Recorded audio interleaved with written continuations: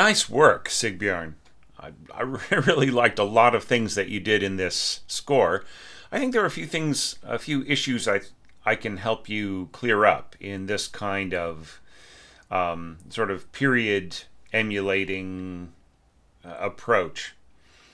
For instance, you don't have to indicate to the player in natural horns which pitch is going to be stopped. They are literally incapable of playing some of these pitches that aren't in the harmonic series without stopping, right? So to mark, say, these F's and A's as stopped is just, it's kind of superfluous, right? It's already part of what they are doing. And I felt that there were a lot more places where you could have brought horns in. Just some of this ba da da da da that could have been played stopped, open, stopped, open, stopped, open, right? On horns. There was this little half fermata thing. Okay, so in the period, what you would do instead, like since this half fermata thing is really more of a 20th century sort of a marking, what you would mark instead would be the like the comma, right, or the pausa mark. So just like almost like a apostrophe in your system text, and then that would there would be a slight lift after the downbeat, which is more or less what your mock-up ends up giving you, and then going on. And that way you don't even have to mark anything at all over any whole rests that might be given to other parts, right?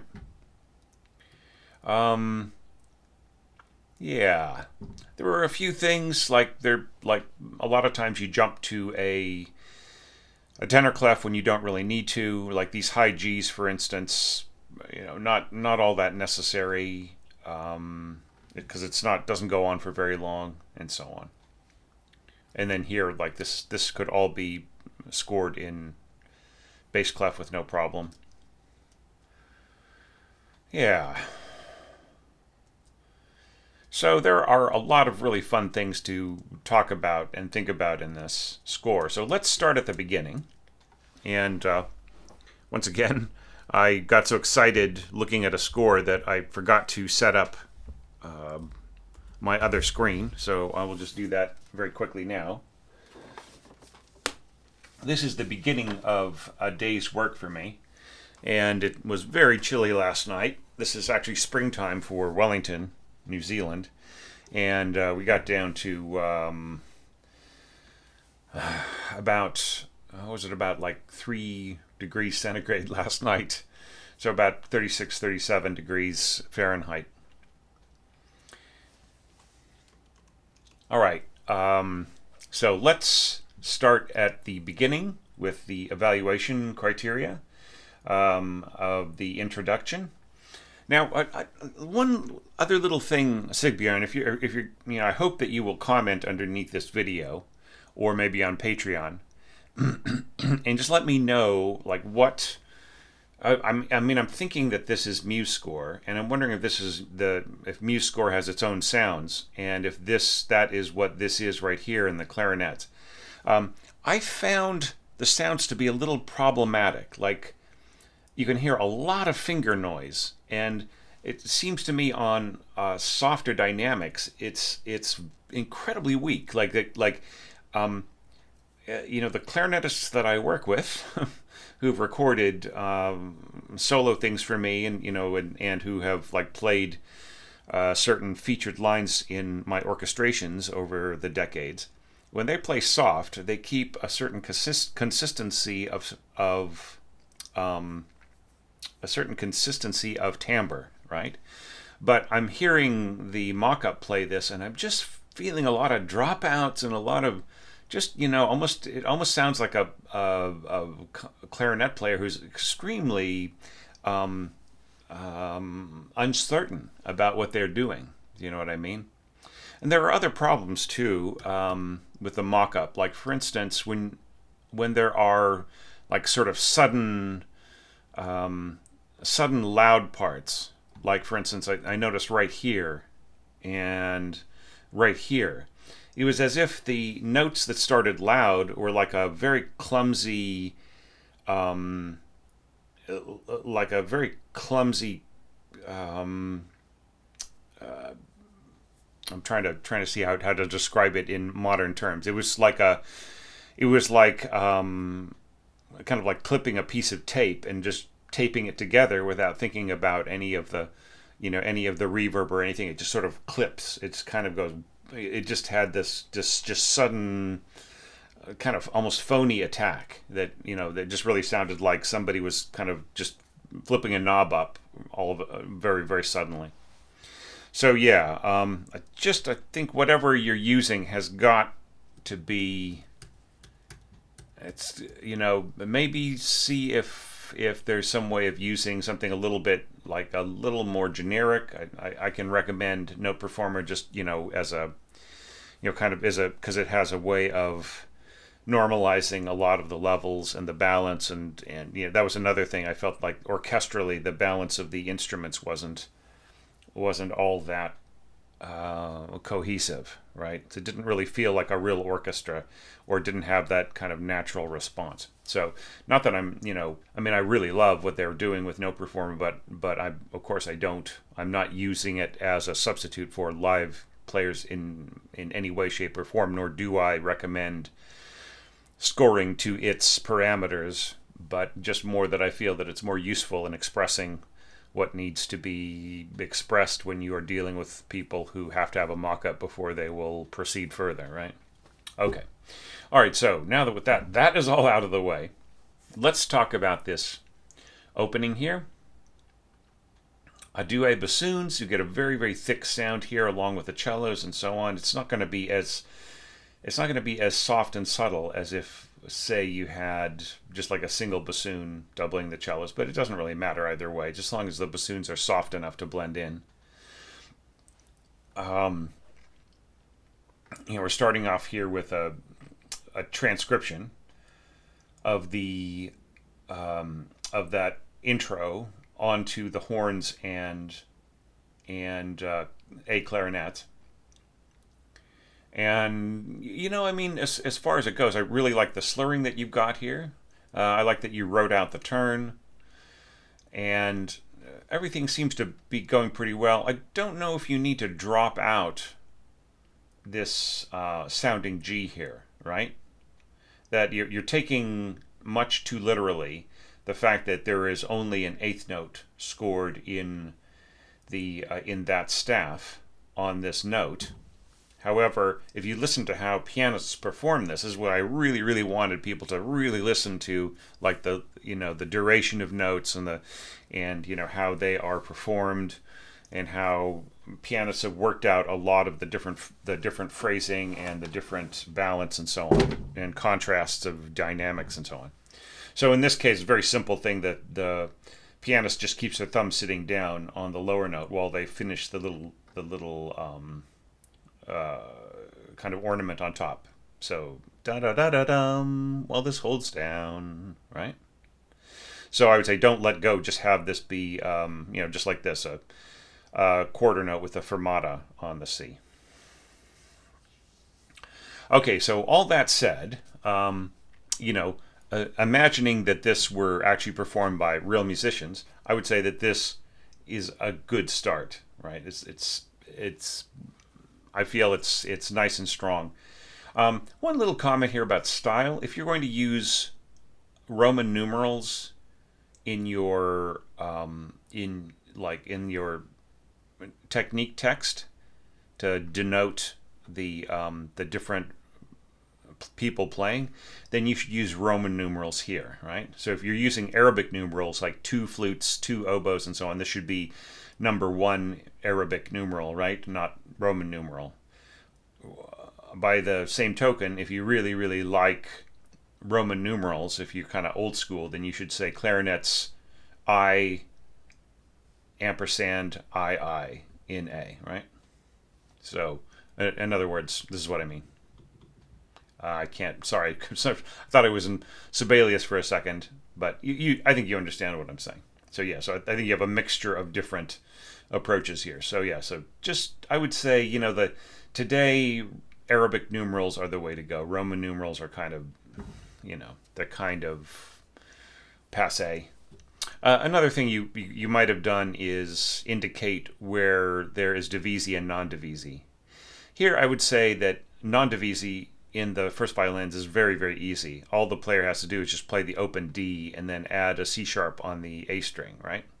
Here, this is better off divisi in the second violins. So, and if you're going to go divisi in the seconds, you might as well go divisi in the first, but it should be marked divisi, then unison, going back to that single note there. Then who's this person? Is this the first horn or the second horn? All right, so these are things that I think you should try to work out, and I'm definitely, like, if I ever do this again, this kind of challenge, I'm definitely going to have a checklist. And, I'm going to want people to check the box on the submission form. I have gone through the checklist and proofed my piece. And it just saves time.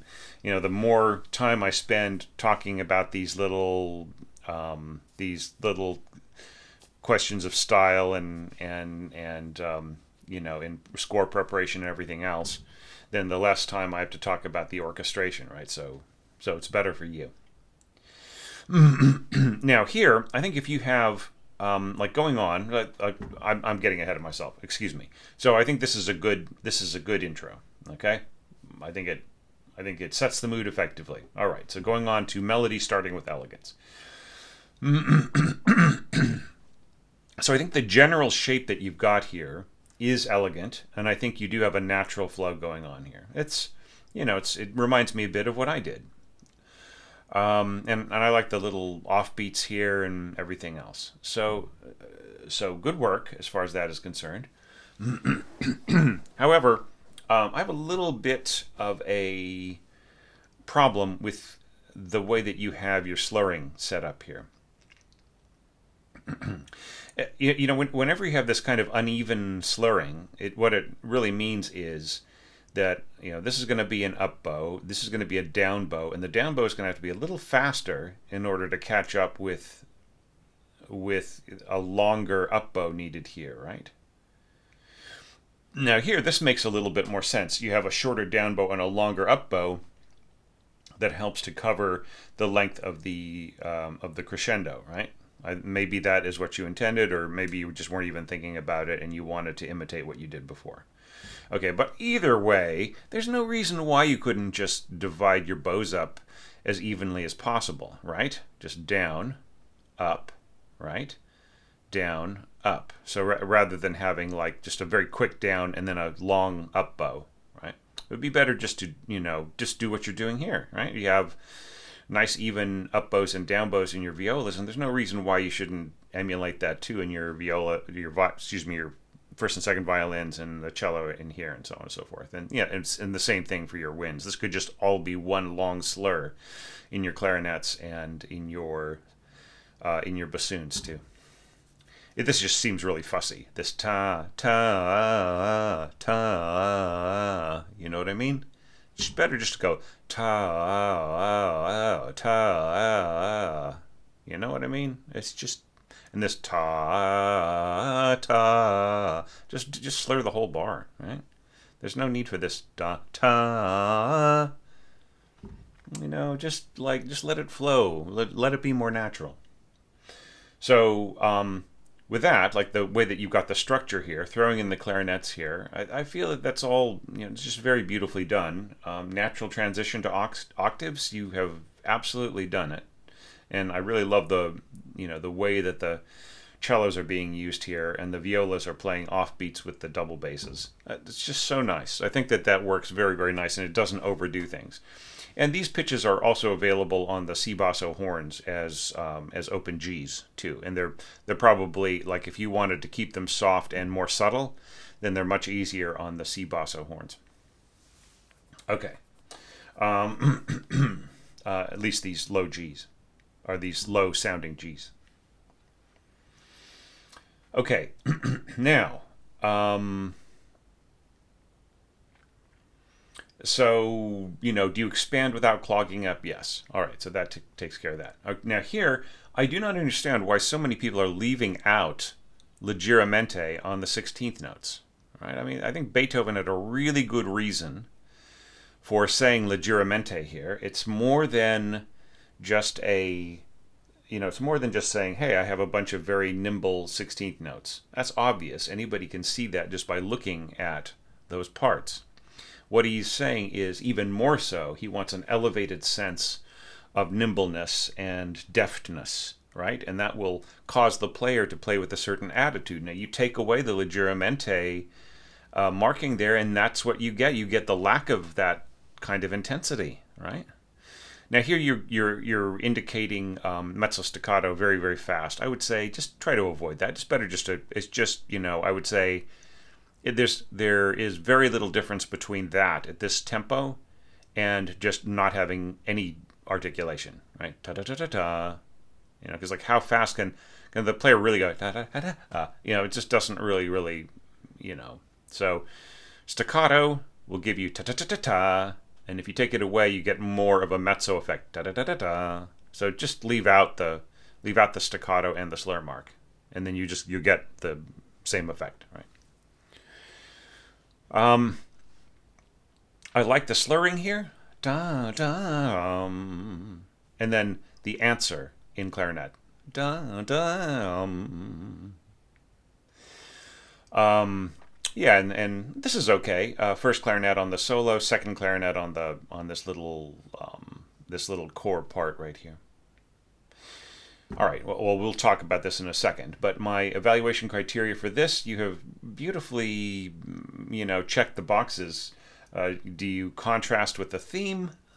Well, not really. You introduce this theme in strings. You introduce the little joke at the end in strings, and then the wrap up theme in strings. So you really are keeping it very much in the first violins, right? So there isn't really a big difference between all of this. So you're just keeping it more homogeneous, but you have enough color injected in different places to where it doesn't just sound boring, right? So, and then you have a contrast between the statements, the kind of answering statement, which I think is great, and you have harmonic support that's done very subtly, right? This can just be written as these pitches could just be written as half notes, just to keep things simple. Okay, now here I feel like it's a little underscored. Do you know what I mean? I feel like you scored pretty much what was in the piano part without really taking advantage of the more intense possibilities. And I think the other thing too is that you should really give the players a destination dynamic by the end of this bar. Maybe not the end of the bar, maybe by the fourth beat, okay? Just crescendo to the fourth beat. You can start, like you already say, crescendo here. So just choose one or the other. Either just leave the crescendo here and get rid of the hairpin, or just have the hairpin and get rid of the crescendo marking, and then just have it stop here at forte, right, or mezzo forte, and then piano subito, right? That makes a lot more sense. And the same thing for the bassoon. You can just give them like a, crescendo to forte by maybe the middle of the bar or just a little afterwards. Okay, so but like I feel like there's no second violins here. There's hardly any support from winds. There's a lot more you could be putting in here. I feel this da da ba ba. I mean, this could be doubled by clarinet. There's, it just feels a little light, but I'm not gonna fault it. I mean, it does more or less work. Emphatic color of line, not really, but like if the players really push on the crescendo, right here, you could get more emphasis by doubling up the violins, right, having the second violins play along as well, for instance. And then they both end around the G, right? But ba-da-da-da, ba-da-da. Yeah, it's like here you could have also had a duet bassoons here, and then this could have been the first splitting off from the second, right? And then having the horns coming in here works perfectly fine.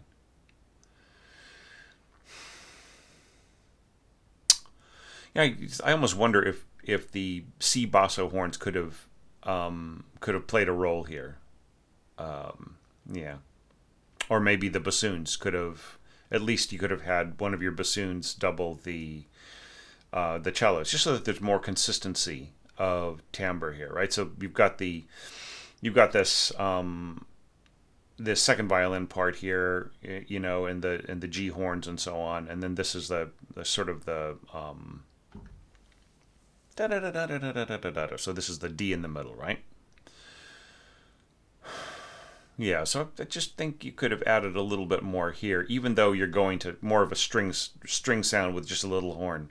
So I think, yeah, it just feels, yeah. I mean, I love the timbral quality in the mock-up. Actually, it's actually fairly good. But all right, so so do you maintain strength? Do you have the same texture? You do. You don't maintain the strength. You have that really nice drop off. Right, and then here you do have this beautiful contrast right here. C horns, bassoons, and clarinets. So I mean, I can see the motivation for leaving out bassoon helping out the cellos before. Right? You just really are trying to keep your timbres more discreet.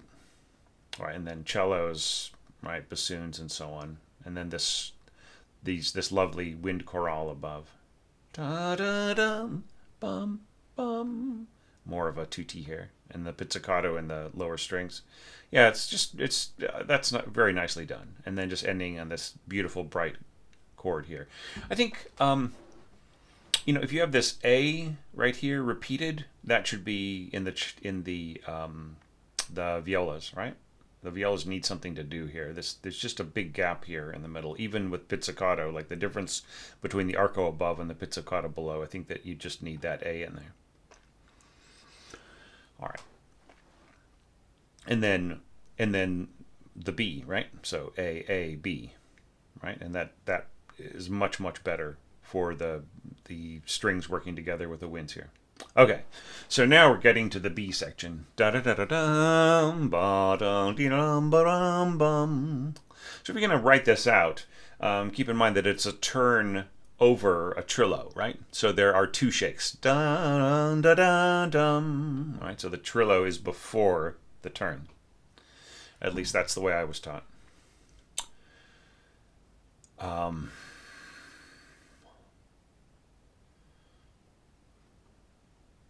So first oboe, oboe sound wasn't too bad here. I felt it was still a little strange, but wasn't too bad. And then complementary timbre in the clarinets below. That wasn't bad either. Yeah. Da-dum.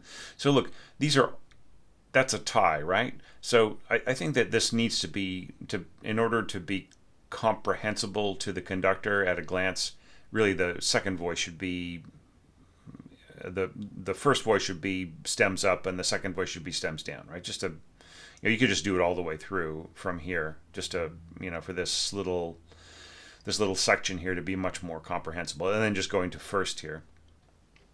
That's all good. All right, so I really love the way that you divided this up. Just da da dun da da dun da da dun da da dun from with the violins, and then giving the more aggressive part to the first violins. That bum da da dun da da dun da da dun da da. Yeah, that all is really nice. Then da da dun da da dun da da dun da da dun. This might be. I might even swap these around, because I would see this more as a first violin part, kind of diving down from higher notes, right? And then dun da da dun da da da da dun ba da dum. I mean, this is slightly technically more difficult, but it just might be interesting to swap around the rhythms. But once the players are in the rhythm, then maybe it's good to leave them the way they are. So it's like 6 of one, half a dozen of the other. I think once you have shown this da da da da da, maybe have a half note, 2 half notes in a row, and then a whole note, or just go straight to a whole note. measured tremolo by here, because you've given us like a beat of, of a preview to what this looks like. Yeah, and then a little portato there on the cellos. Yeah, this is just nice. So, it's really kind of following like the whole question, like thinking ahead to widening the gap. That's nice. Having the flute sort of state the actual, the direction of the melody, and here, the clarinet underlining, with the viola, the contrary motion. Right. So, yeah, and then here, like instead of stop to open on your horns, you're just going bassoon, and you just have the accent on the da da da da. That's exactly what I think. Like that. There's a lot of things that I agree with in this score, Sigbjørn. So nicely done. So yeah, I mean, yeah, emphasis on the alternating middle note, right, of the chord, right, and then here I really love this beautiful, very graceful gap widening, spreading harmony further, and not just suddenly dropping, but making everything make sense. I kind of wonder whether or not there is more that could have been done, but I mean, I almost feel like you like a deux on the clarinets and then an a deux trill. It's especially with a very exposed note here, forte, A flat, sounding A flat, sounding F. There is no other. There is no other instrument on that pitch. So that what that means is that the a deux clarinets are going to sound phased, right? So couldn't this just stay as first clarinet, and then second clarinet could be playing these Ds, and then first bassoon could be playing the Fs, and second bassoon could be playing these could be doubling these B flats, right? And then the same thing here. This could just be a trill in first clarinet. This could be second clarinet, and that could be first clarinet, and then you could have the first bassoon, and then you could have the second bassoon going bonk, bonk, bonk, bonk, bonk, bonk, bonk, bonk down here on this A, right? Okay. This is one of these things where, like, having a C horn, it would be better to have a D horn. Do you know what I mean? I just think, I recommended the C basso horn in conjunction with the G horn, right? But I think the the C basso horn in conjunction with the F horn. So I think D horn works better with a G horn. Then you have, like, with a D horn, you can hit these A's, right? As natural pitches. D horn is just it's really great. It's. I mean, I could do a whole orchestration tip on that, except for the fact that, like, we never score in natural horn anymore. Okay, and then all of this right in here, this ba da da da da da dum. New quality of tone.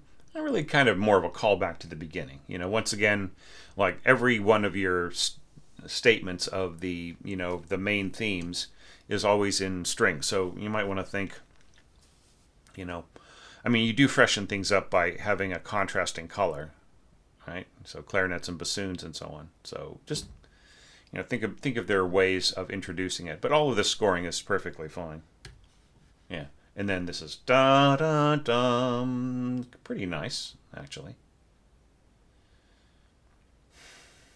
Yeah, and this, yeah, on D horn, this would be very easy to play. Um, yeah, and no violas. Like, what could the violas be doing here? Right? Are there some middle voices in here that need a little bit of support?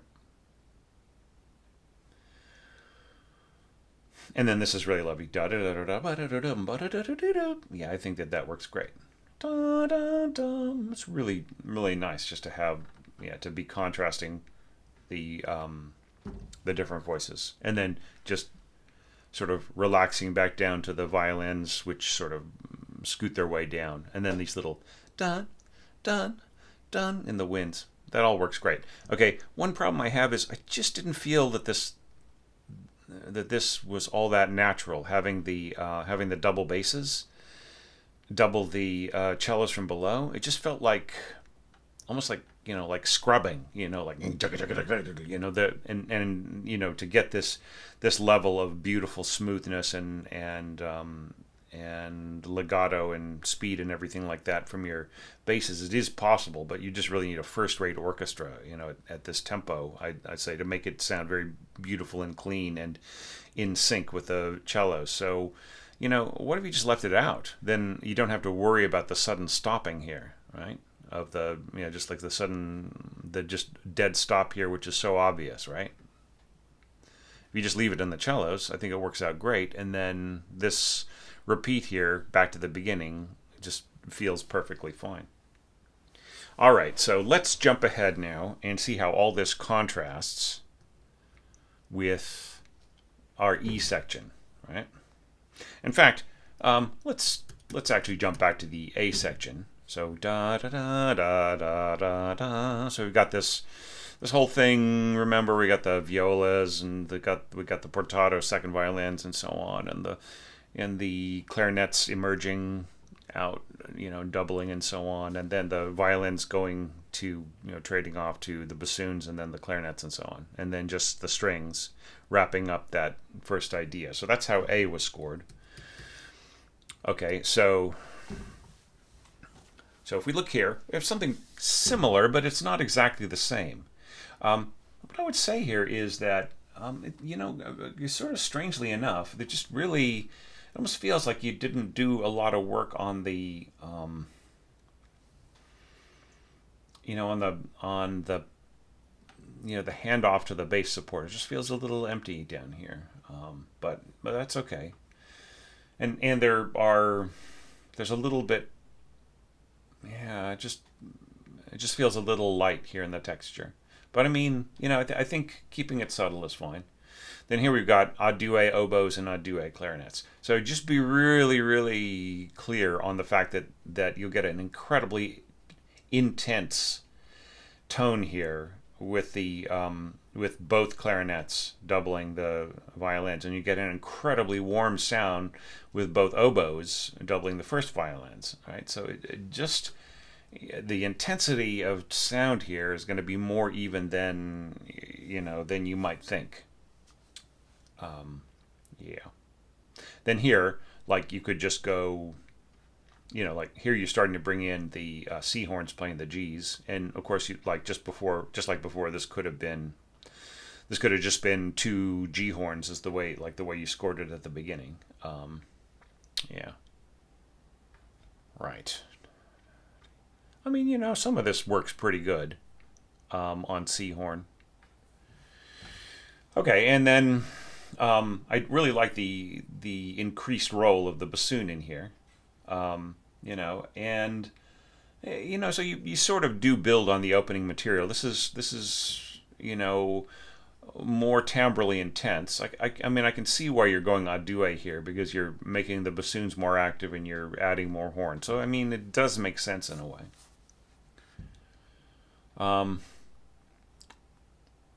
Yeah. So I mean, there's nothing really wrong with it, but I just do feel that just is going to be very thick. Okay. But it's an interesting contrast. Now, development of material reflecting further contrasts. Well, let's see. Violins, trading off to bassoons, and then clarinet, back to second bassoon. Okay, so there's zero need for you to go first, then second, then first. All right? And I'll tell you why. It's because you got this one first bassoonist all psyched up, and once again, just, if you're not going to have a tight staccato here, don't even have any articulation at all. You kind of get the same basic idea as what you're aiming for here. So da da da da da da da da da da. So you've got your first player all psyched up to play this, and they might as well just play this and then play that, right? Because they are in the zone. So trading off to the other player, which who knows if this is a semi-pro situation or student orchestra or something like that, your second player might really, they might be the student of the first, right? Or they, they might not be as, half the player that the first is. In a pro situation, that's not an issue, but then in a pro situation, you would be expecting the first to take over on a lot of these duties anyways, right? There wouldn't be any need to nod to the second because the second has got their own role and everything. That's they've got enough to do. This is that's a pretty good part right here. This second bassoon part. So yeah, and then I like the clarinet here, the strings returning, clarinet answering, and then oboe answering, or oboe trading off. That's all really, really cool. And then here, increased dynamic impact, we do have that here, and we have more horns and so on. I just really feel like your bassoons are doing, they're just doing nothing, and they could be helping out so much right in here. Like they could essentially be playing everything that your lower strings are playing between this note and that note, right? And then they could telescope on the A and the F, right? So that they could be going a duet on this A and on this F, and then they could go to octaves supporting the lower strings, right? And as far as this is concerned, like you've had this thickening right in here, you've had these contrasts, you have this flash of temper here in your C horns. I mean, here's where I would want you to throw in some flute on top and maybe some clarinet on the bottom, right, on these octaves. But, they don't have to finish up. You can just go to, or you could just stick with the strings, but, you just really have to have a very focused sound. This is kind of fun, pushing forward to the fortissimo molto tenuto. Yeah, and then just a little answer with the winds and C horn. Done, done. And then once again, this should be split into, anytime you've got something like this, don't tie forward to the next stem like this. Just have a second voice as a half note, and then have the stem split for this whole bar, right? Then ba ba bum. So if this is a tie, then why isn't this a tie? Here, non-divisi, there's zero need for this to be non-divisi. I mean, they're not hard to play as thirds, but I just think it's easier for the players. Like, just have everybody go divisi here, and then back to unison. And this is lovely too. The horns and the strings, right? And just the game that you play here is really nice. Yeah, and then once again, the tied note should be a half note, split voices here. Yeah, a duet, that's perfectly fine. Yeah, so this totally makes sense. All right, so going to that statement, that sort of B section statement. I really love the flute and the oboes answering underneath it, and then we're going back to those same patterns. And you are underlining the contrary motion here. That's lovely. Yeah, and you've got that same thing going on with the bassoons, yeah, and the portato and the cellos. Yeah, it's pretty much scored the same way, just in a different position. Yeah, and then I feel you could have brought in more weight going towards this crescendo in some of the unused instruments. Yeah. Yeah, and I wouldn't go a duet on this clarinet trill. Yeah. Still sounds pretty cool. I'd just almost be tempted to have the clarinet trill. I would almost feel like having the way that you've got it scored here.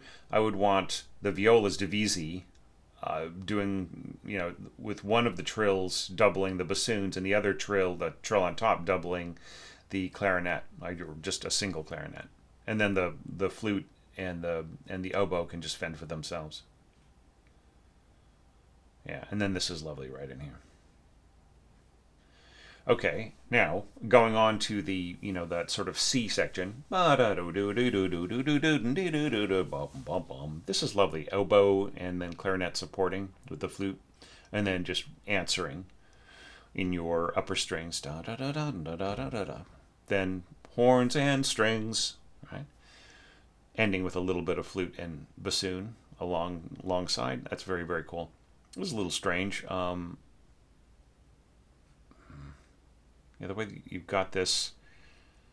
I mean, I would rather have this be a duet on the F and then the C and the D played by oboe or clarinet. And then this is so cool. I love this wind and string scoring. This is going to be pretty high here, going up to this A, but it's totally doable. It's just going to be kind of thin here alongside the violas, but that's no problem.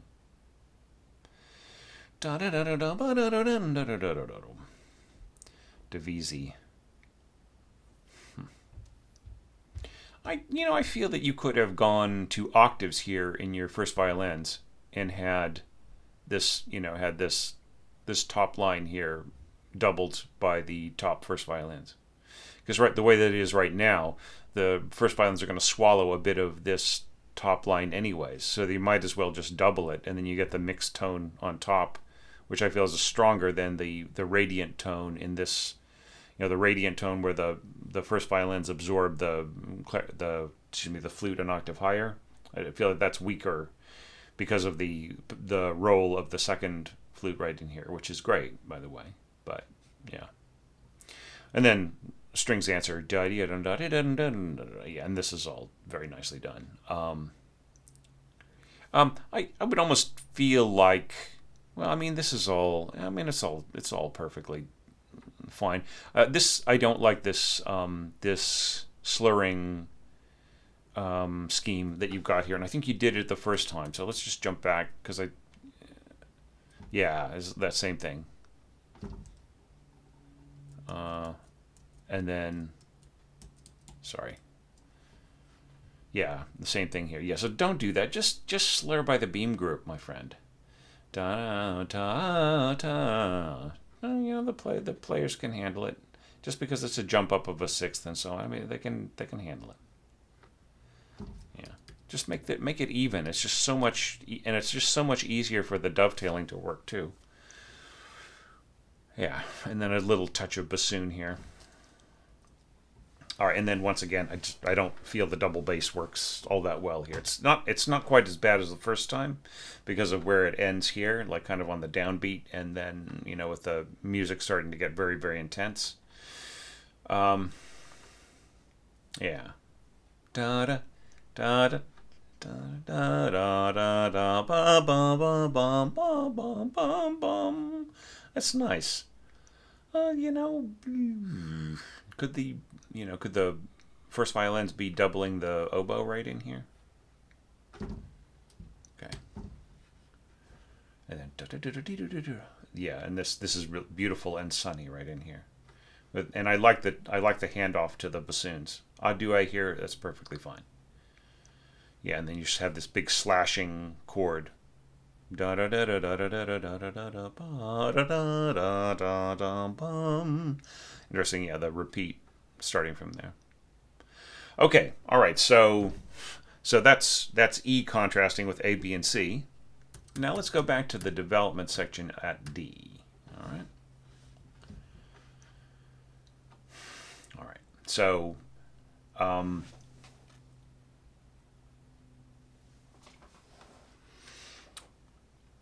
is this more intimate and tender the way that it is in the piano part? I like the the way that you've scored the cellos taking that lower line and kind of as a more smooth legato.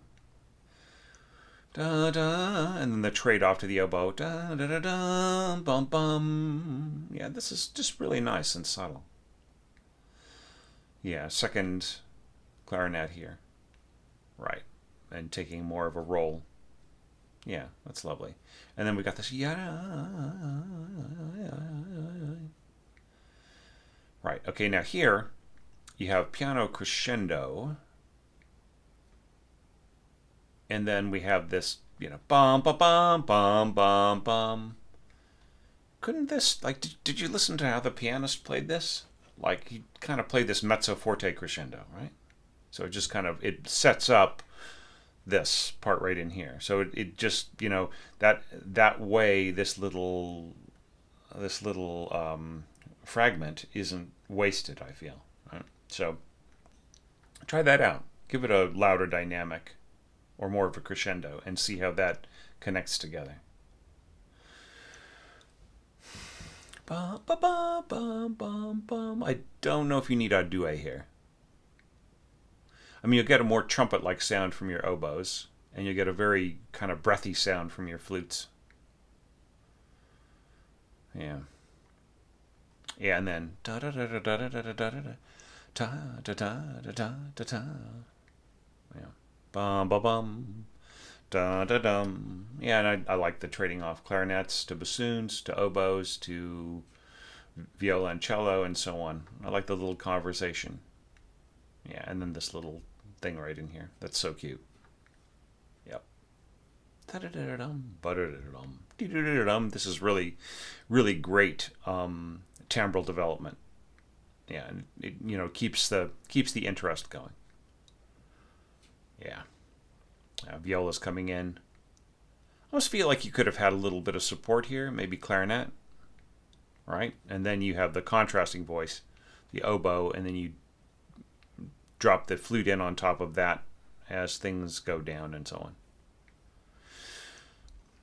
Bum bum. Oops. Da da da da da da da da da da da bum. Yeah, I mean, yeah. So that's a pretty smooth connection. So yeah, so I just I really really liked this orchestration. I think that you had a goal of like having a more Beethoven-like approach, and I think you really kind of achieved that goal in a lot of places. Like I said before, I think like D horns would have been better than C horns, and I can't remember if I had that in the original template of having D horns. The D horn crook is almost a basso crook, right? Because like you have the B flat and C basso crooks right at the bottom, and then as you go up from there, D, E flat, E, F, right, and then the F is the normal length of pipe. You could almost think of it as a crook, but it's the one that the modern it's the basic coil that the modern chromatic horn uses, right? And then then we have other ones. I'm not going to go into all the different like the F sharp and the B and all those, but I'm just talking about the most commonly used ones. And then you have like so you think about it, the D is almost a basso crook, right? And it has a beautiful low tone. All right, but then going from F, we got the G, and sometimes A flat, A, then the B flat. Above that, we're starting to get to like the B flat alto crook, right? Because like the alto meaning high rather than meaning middle voice. So that is the other little piece of pipe, or the other measurement of pipe that's used in the double horn, right? In the modern double horn. So yeah, and then I think there's also like a C alto. Am I right? But yeah, so just think of the D as being almost a basso, and it gives you a lot of beautiful low notes, and it's also really a really good alternate horn in the key of G. Of course, if you're in the key of G minor, then you might want a B flat, the B flat basso as your alternating, or you might want to have like G and B flat alto horns, depending on how you're setting things up. So, check out the Mozart G minor Symphony number 40, I think it is. Or is it? Yeah, to see how many different horns he used to get through all those different landscapes.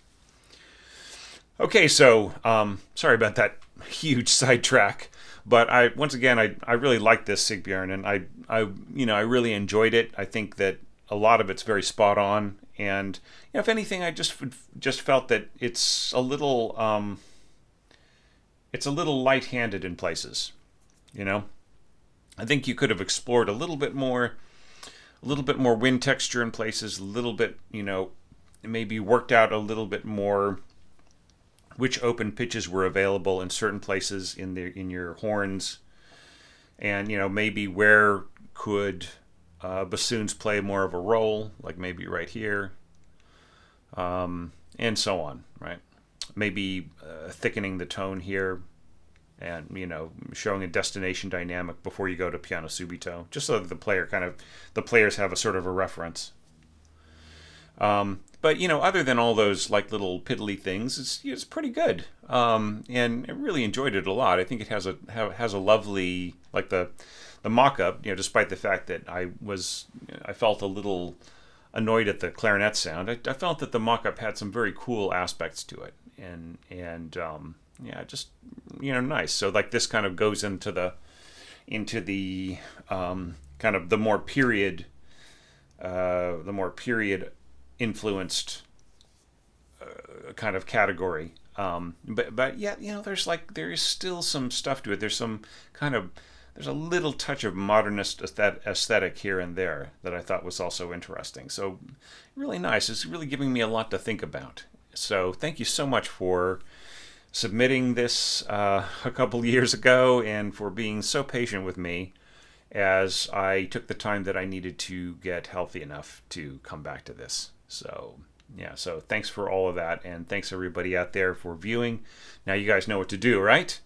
It's time to give Sigbjørn your comments. And Sigbjørn, if you could take the time to go look back at some of the dotted brev evaluations that I posted, or maybe like take some time over the next few days and see the ones that I released. There are a lot of things there. I think like if you're really interested in period approaches, you haven't had a chance to watch those videos yet, take a look at like some of those, like Anna's or Eli's, or if you want to check out some more modern ones, check out Craig Hunter's kind of huge piece that and then there are a bunch of other ones too that are so cool. So anyway, thanks everybody, and they're just I'm really enjoying myself. It just seems like every day that I have the energy to sit down and do some of these evaluations, I always feel great at the end of it, and that makes me feel better.